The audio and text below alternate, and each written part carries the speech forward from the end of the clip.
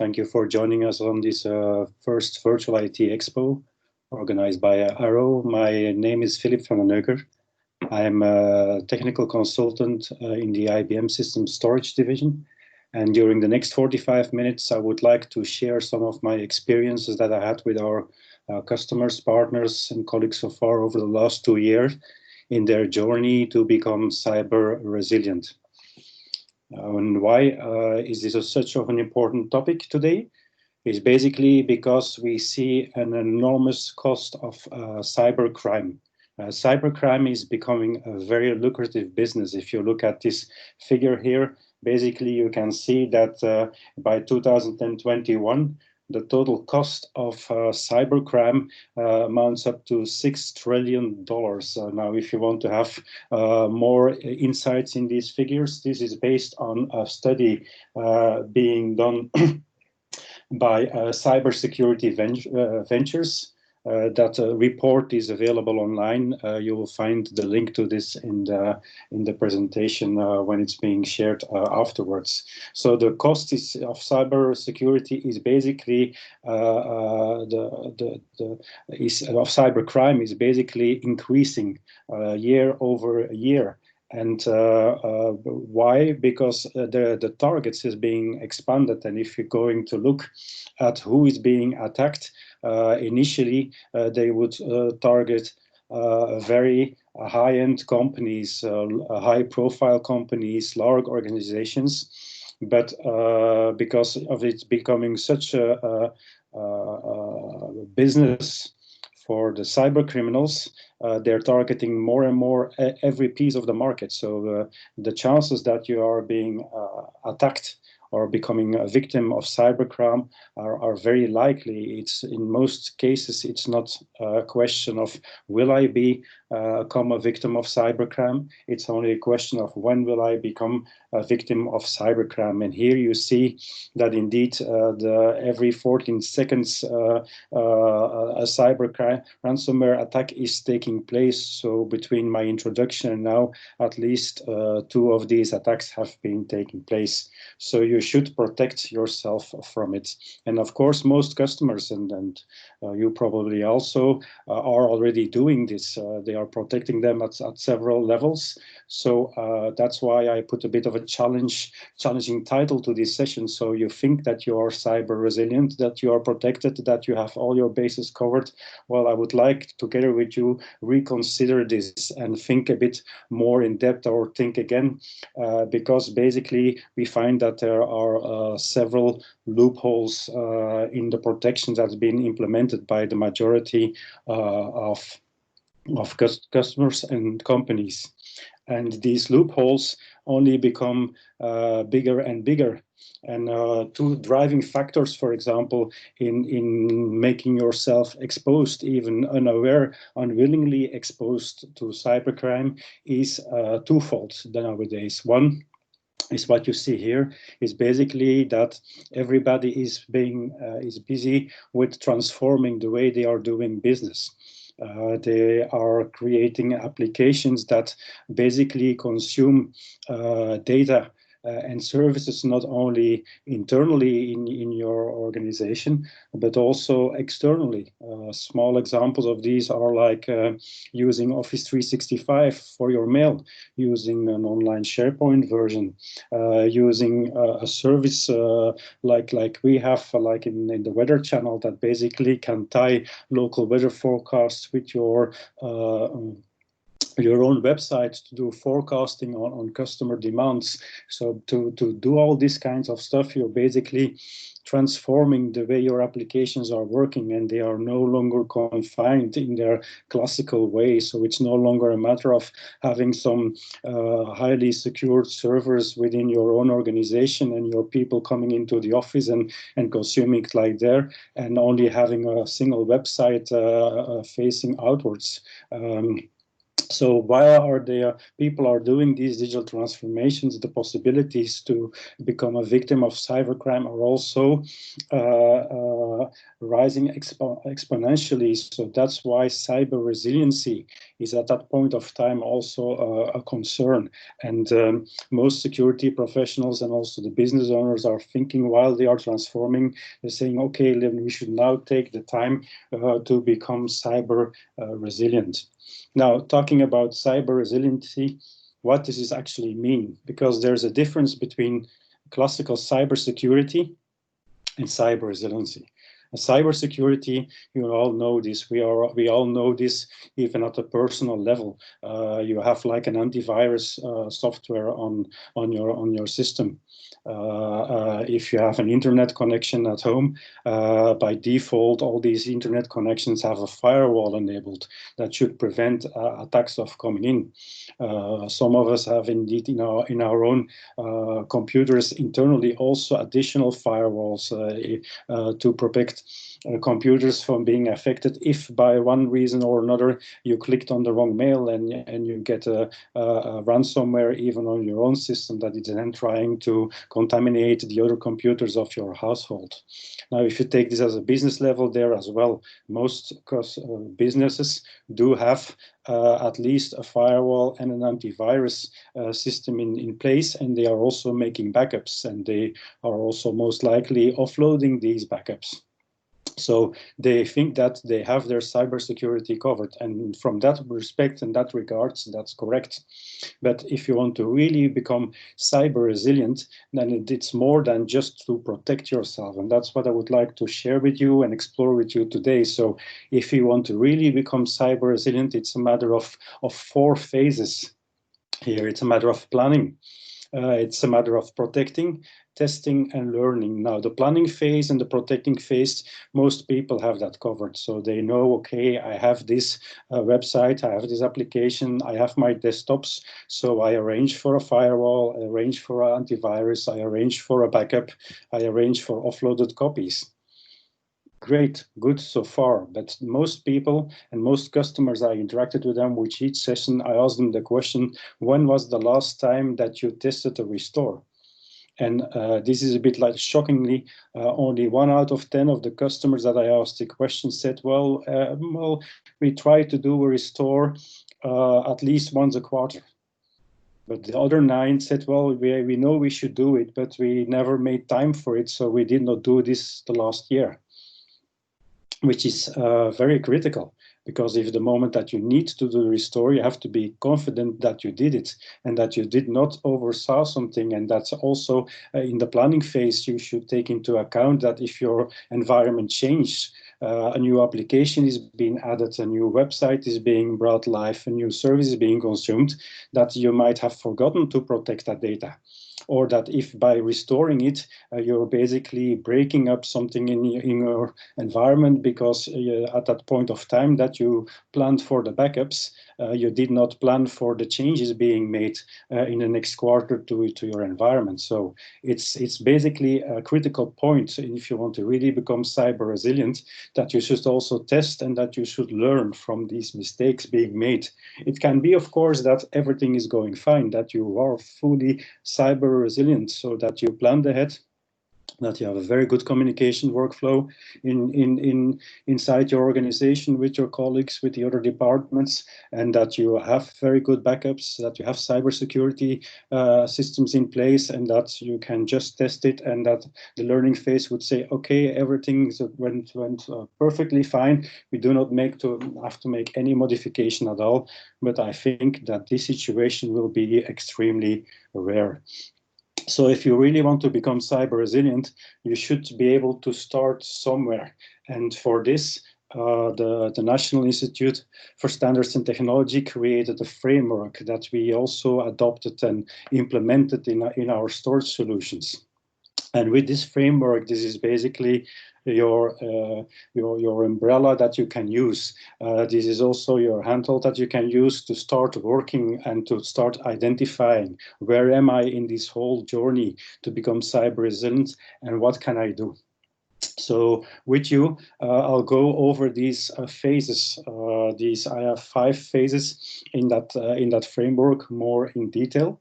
But before doing so, you will notice also, as I'm part of the IBM System Storage division, that today's presentation and today's topic is talking about how can you leverage your storage and data protection infrastructure to become cyber resilient.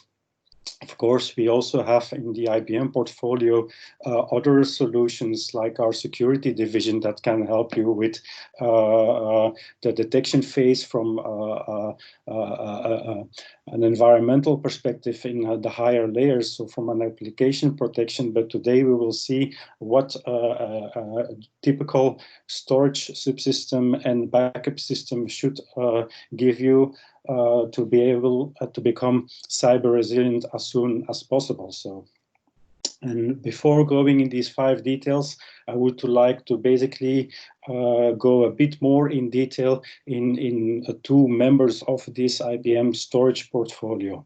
The first one is our flash system range. So we consolidated all of our IBM storage subsystems in what's called the flash system family. And here you can see that we have these scaling from very small storage units, as you might find from us and from our colleagues.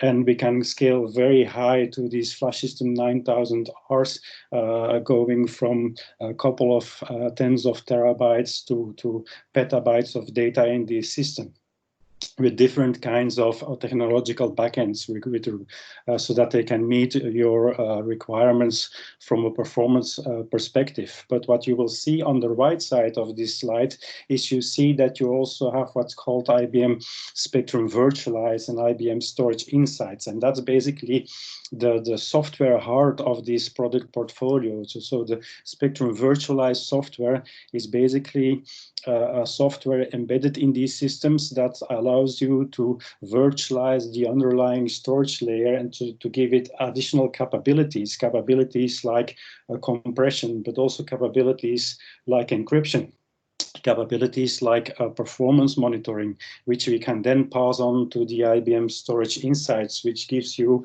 a visual overview of what's happening here with my storage. So this is a key component. And if we now look at it a bit more in detail on what this storage system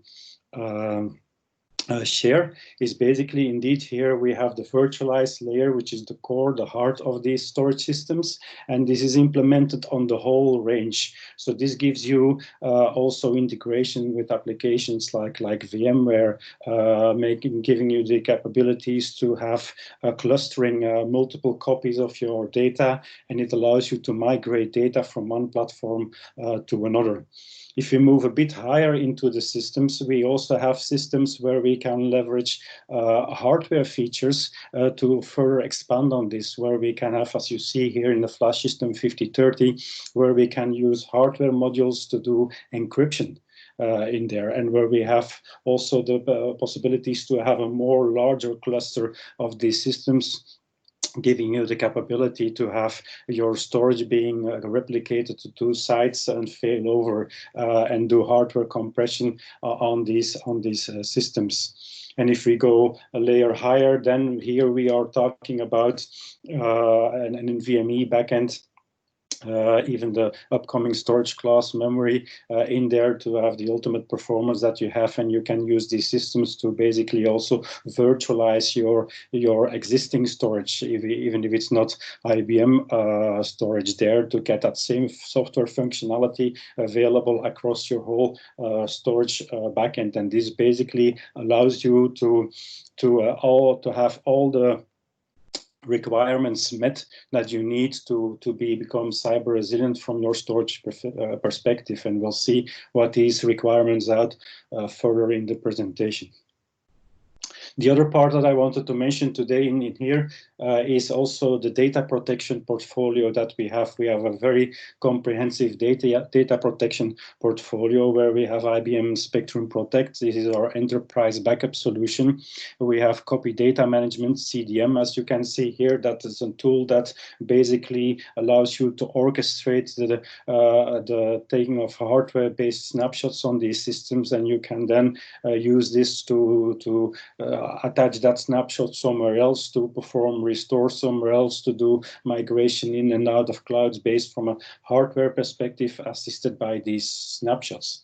You see also Spectrum Protect Plus, and that's the one that I'll cover a bit more in detail. So Spectrum Protect Plus is our newest member in this family over the last 2 years, and it's a very lightweight, very modern, not only backup solution, but also a solution that can offer you what is called data reuse.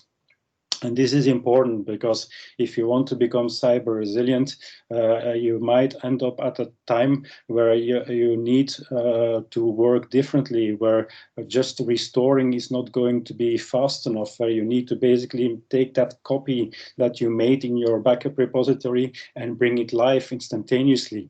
And not only bring this live in your own premise, but also having the capability in a very efficient way to bring this live somewhere else. And also what's important in this data protection portfolio, that there is a shift in the way data protection works and in the way data protection is being designed. And that's a shift that we see across the industry. So basically, if we look at it from our way, cyber resiliency here is key, and so we need to meet these recovery objectives, and we concentrate for creating them around SLAs, service level agreements. Why is that important? Because people are consuming applications and data more and more. You can go to a website, you can go to the Microsoft site, to the IBM cloud, go to and ask, put up your credit card, ask for an application to be spun up or to have object storage available. You'll have that available in 5 minutes.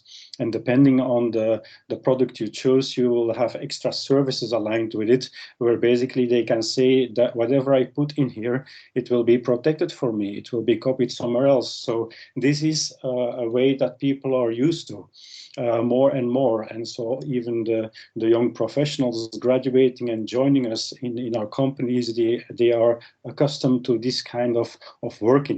So when they start working in an enterprise, or when you onboard new people, or when you meet with your customers, basically that's the way they respect. They want you to offer this kind of service, and they want the products to work. So indeed, so here that's what we did across this whole range, and that we specifically did in Protect Plus. So let me go a bit further in there, and this is like an overview slide of what is Protect Plus. I know it's a rather busy slide, but what it comes down to is that basically you have a graphical user interface where you can have multiple people doing different things, and you can very granularly control this. So you see at the left side the backup admin. And the backup admin, he works with these SLAs. So he talks to your business and he said, okay, this is a really important application. You want to have a backup of this every hour? I can take care of that. I'll put it in my gold SLA. This is not that important an application. Well, I'll put it in a silver. So this is an easy conceptual view of the backup. And then within that SLA, you're going to basically specify what you want. You can say, I want that this backup is being stored somewhere. In case of Protect Plus, it's being stored on what's called a vSnap server. You can specify that it needs to be stored on an encrypted vSnap server. You can also specify in that SLA that this data, that gold SLA-based data, is so important that you also want that data is also replicated to another vSnap server, so that you already have 2 copies of it. And even that in one flow, in the same flow, you can say, I want to have a 3rd copy of it. A 3rd copy being stored on warm available media, so that you have your air gap copy available. So that these are things that people want and that you actually need if you want to be cyber resilient. But making this happen in a way that can easily be put in place and consumed is really important. That's why you should focus with your backup solution around an SLA-based approach. And doing this gives us also the advantage that we can not only leverage this infrastructure for backup purposes, but that we can also use this, and that's what the team secondary data reuse is all about, that we can use this for development.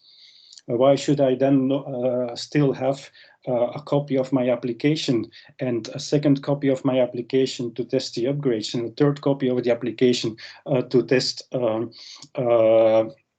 my development, all residing on my primary storage? No, I will take just one copy there. That's my production, and I'll make a copy of that one on the Protect Plus vSnap. And from there, I can give a snapshot of that copy so that it will not be modified. It can be if we want, and we can even clone it, but I can give that copy in a secure way to a developer. And he can then just basically work on it, test it, and it doesn't even have to put it back into production. So these are things that you can do with it. So you can also then do test and development over there. You can do reporting, but you can also basically take that copy, replicate it somewhere in the cloud, and in that cloud do intensive data analytics on there, so that while we are doing that, consuming analytics services that might only be available in our cloud to check on data. And these analytics services, you should be very broad in what you can do with this. It's not only a matter of saying, okay, I'll be looking up what the weather is, but you can also do forensic analytics, for example, on this. If you have been breached, you can basically then take that copy, put it into a cloud where you can then have that forensic software tool do the detection on that copy. To see afterwards where did it came from, when did it start. So this is basically a vital part in your cyber resiliency strategy. So this is what Protect Plus can do. So it takes a copy of that data for backup purposes, but not only for backup purposes, for all the other purposes that I mentioned here. And it's also what's important, as you can see here, it's using API calls. It's built in internally completely from using REST APIs. And that's a protocol being used more and more in an open software-defined infrastructure world, where basically you can use simple commands like a put and a get. So with the get, I can just say, get me a list of all virtual machines, get me a list of virtual machines that have been backed. Or I can say, put a new schedule, just make sure that this machine is being backed, and the developer can say, initiate a restore for me, so we can fully automate this in a very simple, uniform platform using an open standard being these REST APIs. So let's get back now to this framework. So we'll see now on these 5 phases what we can do and where you should watch out for and to become really cyber resilient. And then we'll tie the generic requirements to the factual things that you can do. Of course, I mentioned here what we can do with our IBM storage and data protection portfolio, but you can also generalize this. You should be able to do this with modern storage and modern data protection solutions. So the first phase is basically the identification phase. So, and this is really important that you do it, and that if you look at it, this is a circle approach that you continuously do this. So the first thing is classify your data. Most people would say, okay, that's a no-brainer. I know which data I need to restore. So why are you telling me this? Well, because data is becoming more and more volatile.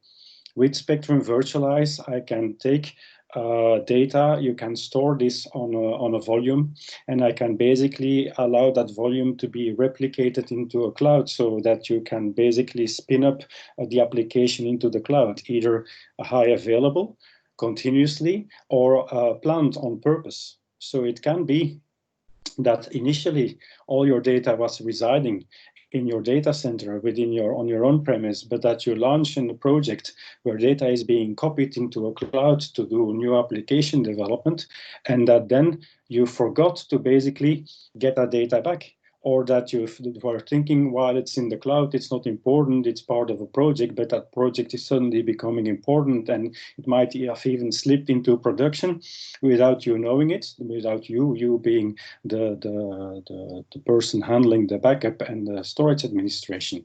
So classification there is key.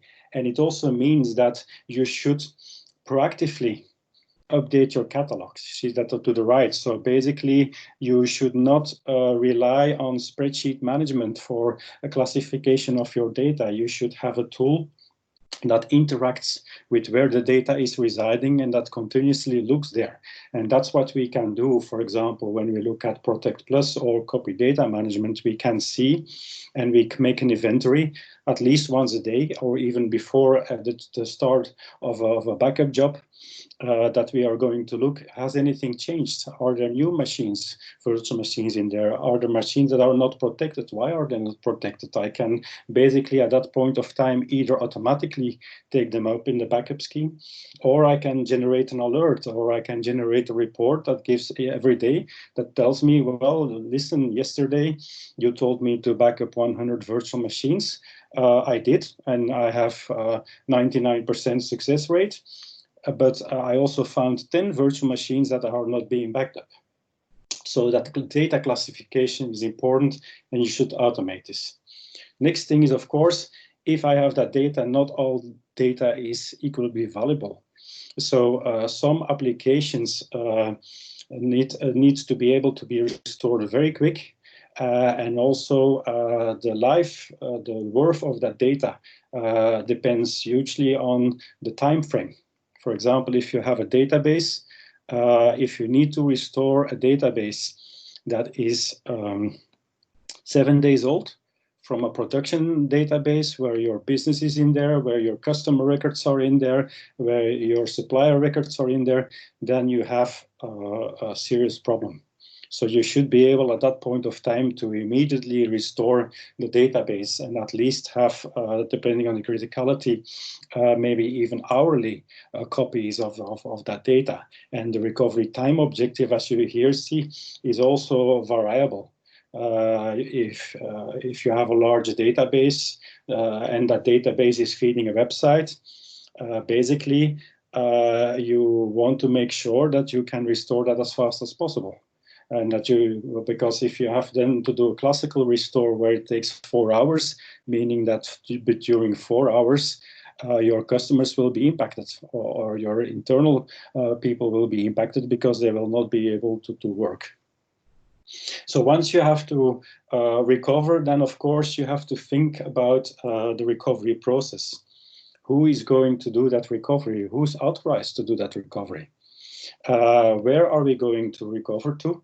And also how often? And that latest part is really important. How often? Basically, you should at least once a quarter, or even if you can do this automatically, you should basically let the tool do automated restores, and then you can just look at them and see, okay, that was okay, let me log on the application. You can do the verification manually, or you can even do automatically automatic verification of these restored environments that are restored on the backup system itself, not on the production data. So basically you bring them live, you check that everything's okay, and then you shut them down again without impacting your production. So this is important. Also, who should do the recovery and where, in case that your primary organization is fully affected, so that your servers are fully blocked or locked by ransomware. If you have 2 data centers, then and both of them are affected, then you should think maybe, okay, I should be able to recover somewhere else. Let me spin up my applications in a cloud at a partner or at IBM, so that I can recover there. And of course, this is really important. You should also, if you go now to the lower left quadrant, the identification stage, you should understand the normal data profile.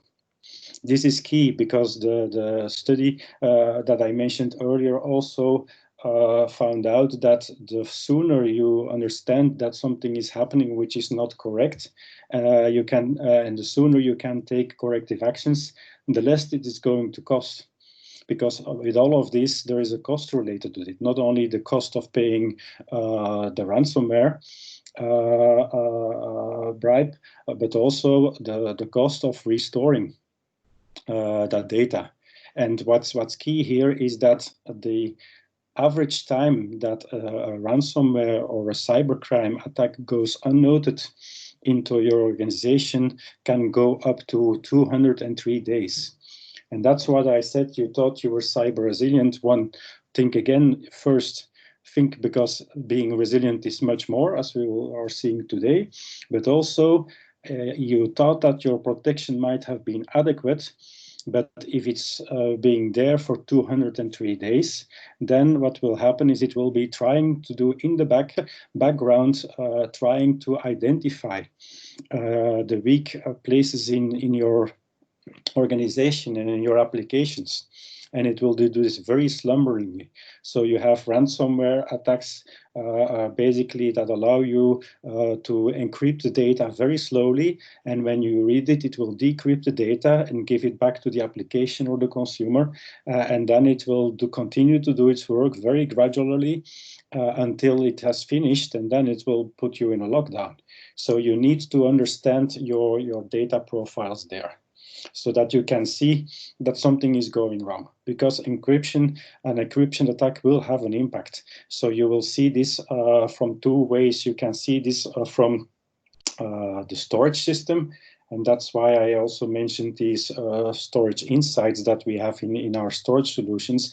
Basically, there we can detect that, and we can also store that in that system. So we'll keep a legacy history chain of regular performance, and you can group that very consistently. So with Spectrum Control and Storage Insight, I can create even departments, virtual departments, saying this server belongs to finance, this server belongs to marketing, and so that I can group these, and then it will track all the performance and capacity related data on a departmental level, and then you can even put alerts on there. And putting alerts is important, that it automatically can help you to take a corrective action. So in the first identification phase, we basically saw what are we having, how do we need to protect it in case of recovery, where are we going to store this? And that identification phase is also the ideal opportunity to talk within these divisions, or to talk amongst colleagues if your organization is of a smaller size. Basically come out of your silo, because people are relying on you, but not always the communication is happening in both ways. So they think that you have a backup, and you might not know that something new has been around there, or you agreed onto a certain service level, and in the meantime, their expectation changed, but that was not formally communicated. So they think that you can restore something in an hour, while it will be taking you a day. So that identification phase is also a very good phase to get a common ground, to start working on it and saying, okay, these are our pain points. Let's tackle these one by one. Who is going to do what? So the next phase is, of course, protection. Now, protection, you might say, that's easy. I have a backup. But it's not only that. It's not only a backup. If you look here at the left side, there are two phases. You can protect your data by copying it somewhere else and encrypting it and providing an air gap copy. But you should also protect your environment. You should protect your environment by doing a number of things. The safeguards that you can put in place are identity management.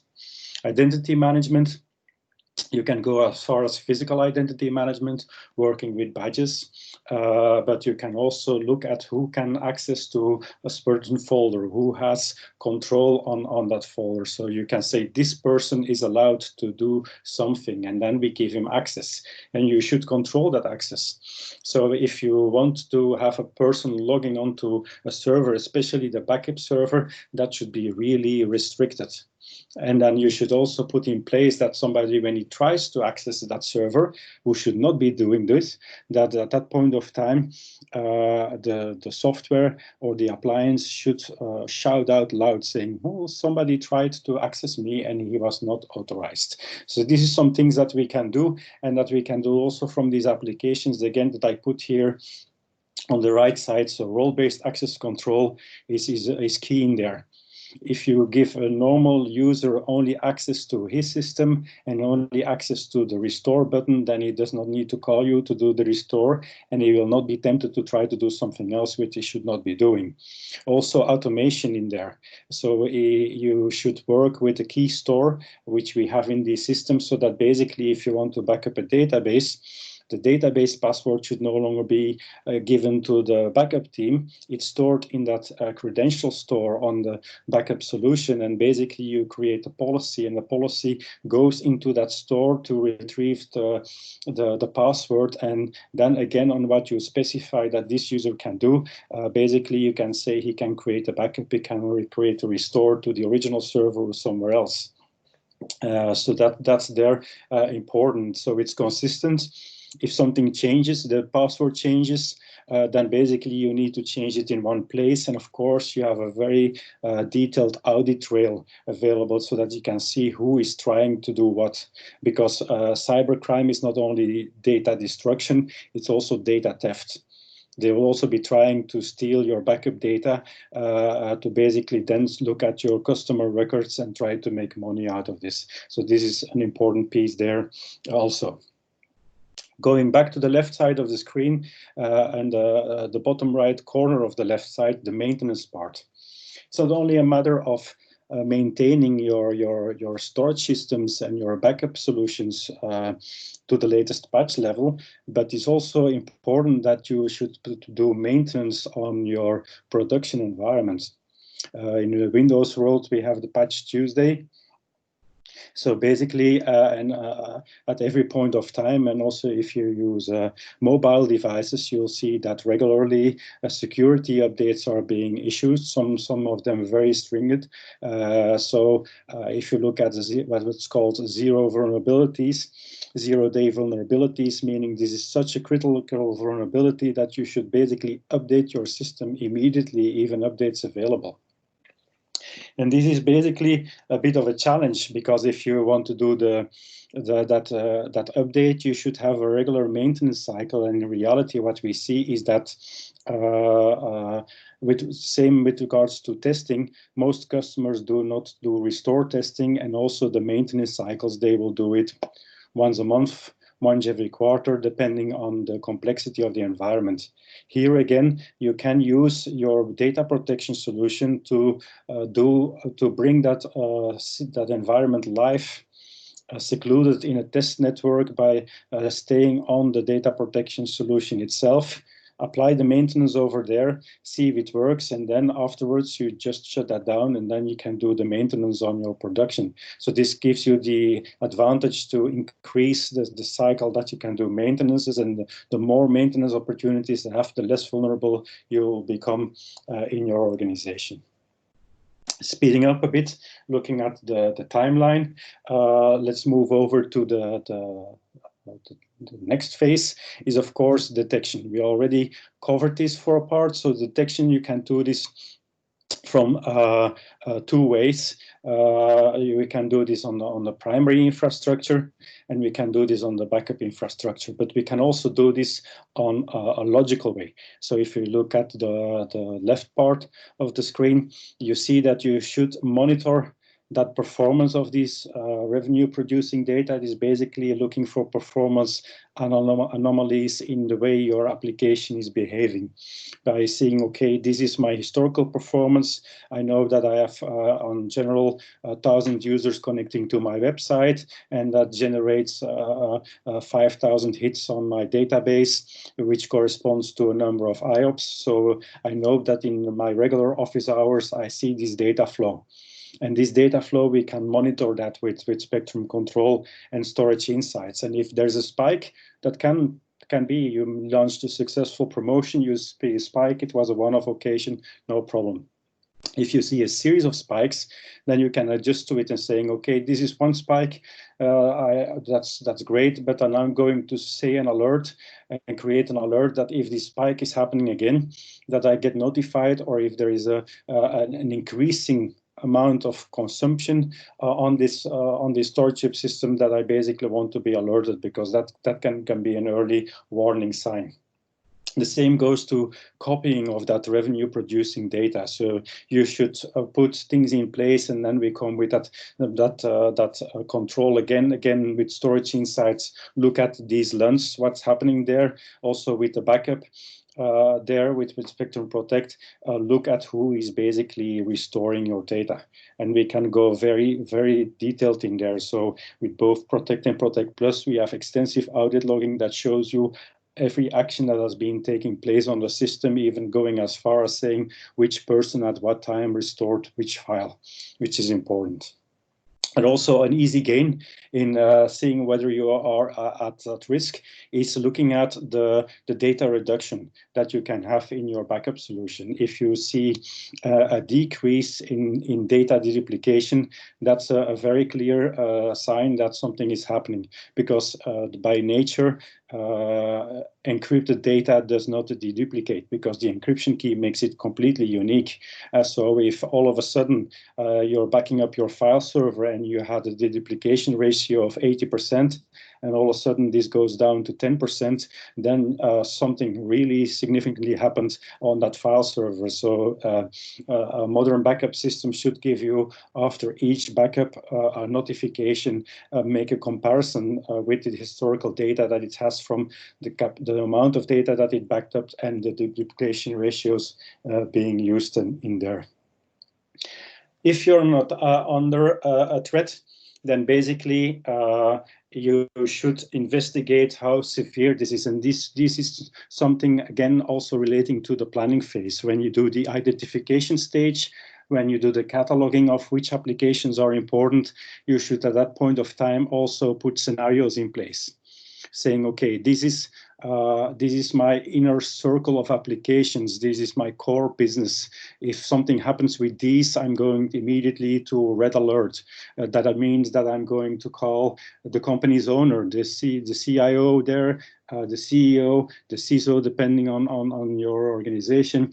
We are all going to have a virtual conference call, and we are going to start opening what's called a war room, and we are going to take corrective actions.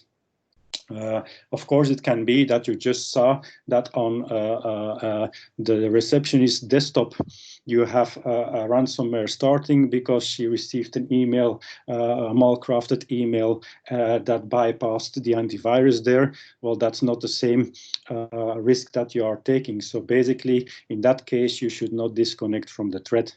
Here, this is the slide saying in the response phase, if you need to disconnect from the threat, that means that you need to have an air-gap copy available somewhere, or that you can disconnect your backup servers from your live network and start recovering somewhere else, ideally in an environment that did not exist before, so that the virus is not aware of it, because that's something also what will happen, that even while you are restoring, ideally your restore data is not contaminated, and we have tools that can go and look and investigate this for you, but it can be that this attack vector is two ways, that there is a slumbering piece of code even on the system that's not being activated until it's being reached out to from another part of your environment. So it can be that you restore an infected server, you think that everything is fine, but that you restore that piece of code as well, and that's the other part that you did not find in your network yet, is basically at that point of time immediately creating havoc again in your environment. So in that case, you should basically disconnect your backup environment, disconnect certain protection systems, and recreate and rebuild your core business applications into another system. And that rebuilding Of course, you will be doing this with your backup solution, and there again you can do this in the classical way, by restoring or by leveraging things like instant recovery, where you can bring that live on the backup environment and then move it back into the production, or leave it there, or bring it live in the cloud, move over your customer facing applications to that secure, extra secured environment in that cloud, and then afterwards take your time to basically go and restore at ease and clean up your environment. And here you see as well in the lower part of that, the lower right part, what's important here is automation. If you planned it and if you want to test it, you should automate this. We cannot say this again and again, because if it's really critical, if all your systems are being affected, you cannot have enough resources that can hit all the buttons to trigger the restores or launch all these scripts, and in the meantime see that the critical applications coming up live, that they are not being under attack again, that the second wave of applications is coming up live, that the interlinks are being rebuilt by these applications. These are things that you should have tested before, and that you should have automated so that you can just recover for this, and that when you are in that war room, that you can basically look at these tools, and that you can look at the resiliency orchestrator, which is launching these scripts, and that gives you the ease to say, well, this is fine, we have this under control, and we can cover this. So to wrap this up, this is a very nice framework that can help you to become cyber resilient rather than just cyber secure. And if you want to start somewhere, basically I outlined here to the right side of this slide a number of starting points. First starting point that I would say, of course, is the bottom one, long-term backups. Review your backup strategy and expand this. Most customers only have short-term backups for databases, operational restorable backups. Short-term databases a week, file data 30 days or 90 days, virtual machines 30 days. If you're being affected by more than 203 days unnoticed, then these backups will be affected as well. So work on long-term backups and revise your strategy. Use what's called a 3-to-1 approach, multiple copies on multiple media on multiple sites, or on multiple media, or you implement what's called that physical air gap on the bottom part here. So revise your backup strategy. Make sure that your backup servers can be protected in such a way that if these are under attack, that you have an extra copy somewhere else in the second stage. Then if you want to go into the operational recovery, so you adjusted your backup scheme, and that's the nice time to say, well, now let's try it. I created a new scheme saying instead of only daily copies that I also want to have weeklies and monthlies and yearlies or ad hoc. Let's try one. Let's create an ad hoc copy and let's restore this. That's the rapid operational recovery, to see, okay, does the equipment that I purchased or that I have, does it meet up to the expectations? Can I restore this? Does the instant restore work? And then you'll find when you have this operational recovery being done, and when you automate this, that there is an interdependency that will pop up, and that the longer that you have to go back in time to recover your data, the harder it becomes. Because at that point of time, you might have a correlation that you have a backup of your database, which is 1 day old, but that the database is basically having a pointer that goes to a PDF file on a file server, and the file server copy that you had there is 30 days old. So there you have a gap, and you need to see how can I recover from this. And that gives you the opportunity to start looking into what's called cloud data sharing, where basically you can make longer operational copies of that data and store them into a cloud, both from the primary storage environments by using these volumes and getting your applications out there at regular intervals, at a maximum time frame that you can afford to lose. Or you can do this from the backup perspective, giving you the opportunity to basically have that cyber resilient last line of defense copy in a system that's also being shared in the cloud, so that you can go live in that cloud. And once you're in the habit of doing this from a backup point of view, you can also do this from a primary data point of view, that you can leverage that cloud to share part of your file-based data already in there, or that you can also shift to an active archive. An active archive is basically making sure that you extend your data consumption. Most of this is unstructured data, that you put your files that are important on the system, that basically can also create extra copies that can be put somewhere, but where you can do things like immutability, where you can say, I can, after a certain point of time or certain critical data, I'm going to work on a repository that's by default encrypted by the system. That's also immutable. That means that data that's being put in there cannot be changed by other applications until certain conditions are met. I'm also going to put older data on an archive tier. That tier by itself can then again be a worm-enabled bucket in an object storage system or a worm-enabled tape drive. So this gives you the possibilities to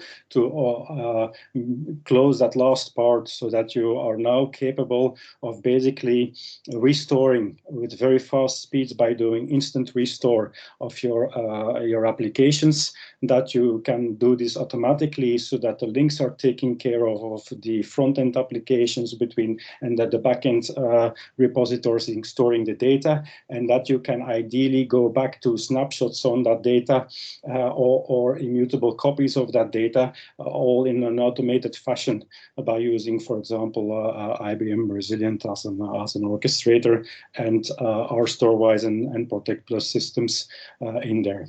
So this wraps it a bit up, so where you can indeed see that making your storage infrastructure cyber resilient, that it's not only a thought, but not only an afterthought, but that we enable this into our product portfolio, and so that basically it allows you to take that extra step and switch from becoming cyber security enabled to a really cyber resistant company.